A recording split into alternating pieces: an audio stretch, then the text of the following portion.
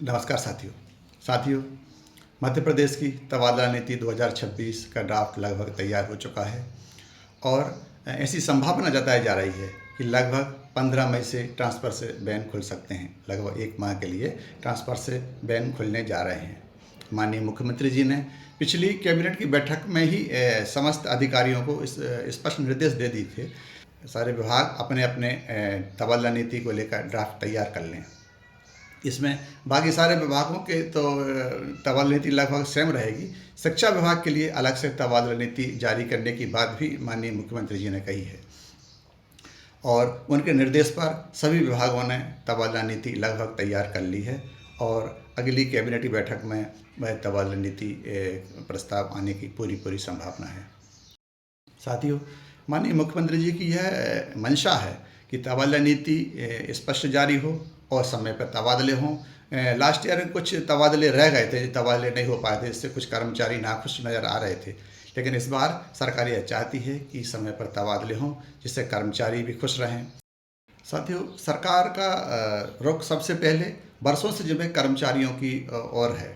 बरसों से जिम्मे जो कर्मचारी हैं, जो अधिकारी लेवल के जो लोग हैं, बरसों से एक ही पोस्ट पर जमे हैं, एक ही स्थान पर जमे हैं, सरकार उनके ट्रांसफ़र पर ज़्यादा फोकस करने जा रही है। ऐसा रुख सरकार का समझ में आ रहा है, लेकिन सरकार उनको भी इस ट्रांसफ़र के माध्यम से, इस प्रशासनिक ट्रांसफ़र के माध्यम से नाराज़ नहीं करना चाह रही। इसलिए सरकार ने ऐसे कर्मचारियों से भी उनके 3 विकल्प के प्रस्ताव मांगे हैं। साथियों, इस वीडियो में हम ऐसे कर्मचारियों के विषय में भी चर्चा करेंगे जो बरसों से जमे हैं, उनके ट्रांसफ़र किस प्रकार से होंगे। इस वीडियो में हम ट्रांसफ़र कितने प्रकार से के होते हैं उसके विषय में चर्चा करेंगे और एक अगला बहुत ही मुख्य पॉइंट है हमारे जनगणना कर्मचारियों के, हमारे जनगणना में लगे कर्मचारी जिनकी बार बार ये बात आ रही है कि उनके ट्रांसफ़र नहीं हो सकेंगे। साथियों, ऐसा नहीं है, उनके भी ट्रांसफ़र संभव हैं। उस पर भी हम चर्चा करेंगे कि वह हमारे कौन से साथी रहेंगे जिनके जनगणना में जिनकी ड्यूटी लगी है, उसके बाद भी उनके ट्रांसफ़र संभव हो सकते हैं। बने रहिए मेरे साथ और इस वीडियो में हम इस सारे विषय पर चर्चा 1 to 1 आपसे करने जा रहे हैं। मेरा हमारे उन साथियों से फिर से निवेदन है जिन्होंने अभी तक चैनल को लाइक और सब्सक्राइब नहीं किया है, तो सबसे पहले इस चैनल को लाइक और सब्सक्राइब कर लें, जिससे शिक्षा जगत से जुड़ी सारी खबरों को लेकर मैं वीडियो के माध्यम से आपके सामने उपस्थित हो सकूं और आपको शिक्षा जगत की हर खबर से अपडेट रख सकूं।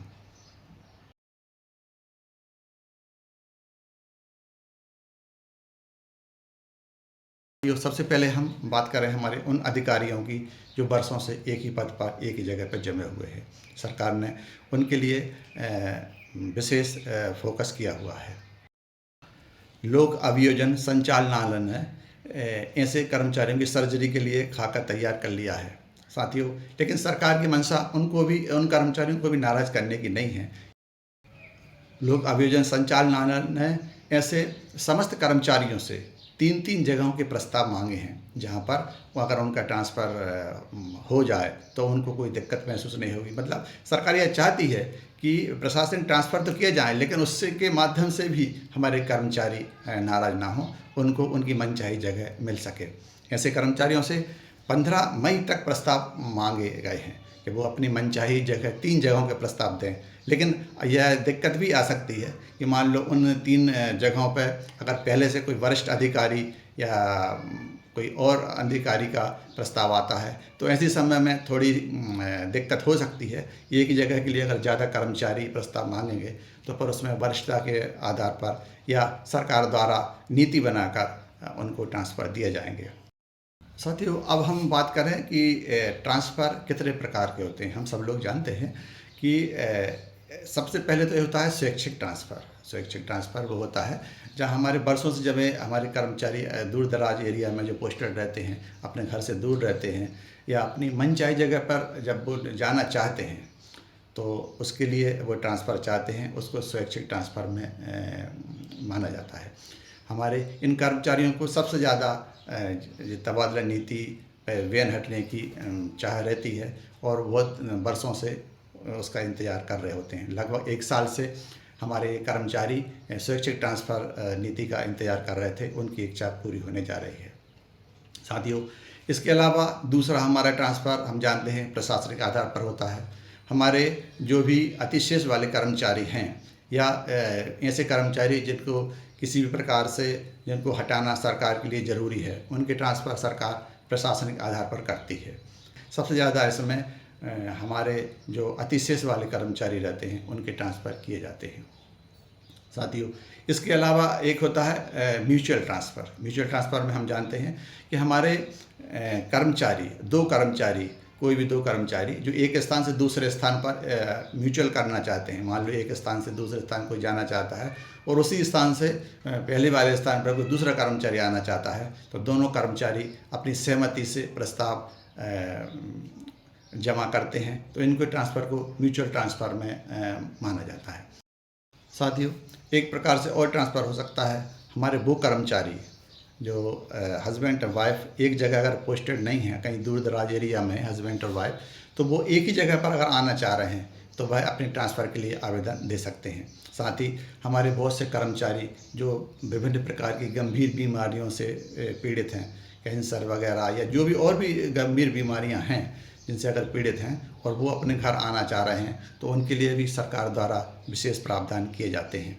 इसमें हमारे कर्मचारी अगर कोई ऐसे भी हो सकते हैं कि जो खुद गंभीर बीमारी से पीड़ित ना हों, लेकिन उनके गार्जियन माता पिता या कोई ऐसे हैं जो बहुत बड़ी बीमारी से ग्रसित हैं, तो उनकी सेवा के लिए अगर और कोई सदस्य नहीं है, वह कर्मचारी ही उनकी देखभाल करने के लिए ये ट्रांसफ़र ले सकते हैं। ये सारे ट्रांसफ़र हमारे परिस्थिति जन्य ट्रांसफ़र की श्रेणी में आते हैं। साथियों, अब हम बात करने जा रहे हैं इस समय के सबसे महत्वपूर्ण विषय की। जी हाँ, इस समय एक ही महत्वपूर्ण विषय की चर्चा का विषय बना हुआ है कि हमारे जो कर्मचारी जिनकी जनगणना में ड्यूटी लगी है उनके ट्रांसफ़र नहीं होंगे। ये सरकार की यह नीति वास्तव में सही है, क्योंकि अगर उनके ट्रांसफ़र होंगे तो जनगणना कार्य प्रभावित होगा। इसलिए सरकार ने ये नीति जारी की है कि ऐसे कर्मचारियों के ट्रांसफ़र नहीं होंगे। साथियों, सरकार की इस नीति से हमारे कुछ साथियों ने बहुत राहत की सांस ली है। जो बहुत से ऐसे साथी थे जो अपने शालाओं में अतिशेष में थे या उनको इस बात का डर था कि उनकी किसी प्रकार से प्रशासनिक ट्रांसफ़र ना हो जाए, तो ऐसे साथियों ने जनगणना कार्य में अपनी ड्यूटी लगने पर बहुत ही संतोष प्रदर्शित किया था और बहुत खुश हो गए थे। अब हमें जनगणना कार्य में ड्यूटी लग गई, अब हमारा ट्रांसफ़र नहीं हो पाएगा। लेकिन इससे हमारे कुछ ऐसे साथी भी जो अपनी मनचाही जगह पर जाना चाह रहे थे, उनको थोड़ा सा धक्का भी लगा था और उनके बहुत दिनों से वो आस लगाए बैठे थे कि ट्रांसफ़र पर बैन खुलें और ट्रांसफ़र हो जाएं, तो उनके लिए यह बात थोड़ी दुखदायी थी। लेकिन साथियों, मैं बताना चाह रहा हूँ कि ऐसा नहीं है कि सारे कर्मचारियों का जो जनगणना कार्य में लगे हैं ट्रांसफ़र संभव नहीं है। उनका ट्रांसफ़र भी संभव है। इस बात पर हम चर्चा करने जा रहे हैं। साथियों, सबसे पहले तो जनगणना कार्य में लगे सारे कर्मचारी का ट्रांसफ़र नहीं होगा ऐसी बात नहीं है। इसमें जनगणना कार्य में लगे हमारे जो सुपरवाइज़र और प्रगणक हैं, जो सुपरवाइज़र प्रगणक हैं, इनका कार्य महत्वपूर्ण है एक ही जगह पर। इन जो लोग जो कर्मचारी इस कार्य में लगे हैं उनका ट्रांसफ़र होना थोड़ा सा कठिन है, लेकिन असंभव नहीं है, ट्रांसफ़र हो सकता है, लेकिन सबसे ज़्यादा कठिन इन्हीं का है। लेकिन और बाकी हमारे जो कर्मचारी हैं जो जनगणना कार्य में अन्य किसी पदों पर कार्य कर रहे हैं, उनका ट्रांसफ़र संभव है, उसमें कोई दिक्कत नहीं हो सकती। साथियों, अब हम बात करने जा रहे हैं कि वह कौन सी परिस्थिति रहेगी जब हमारे जनगणना कार्य के जो कर्मचारी हैं उनका ट्रांसफ़र संभव हो सकेगा। अब हम सारी परिस्थिति पर 1 to 1 आपसे चर्चा करने जा रहे हैं।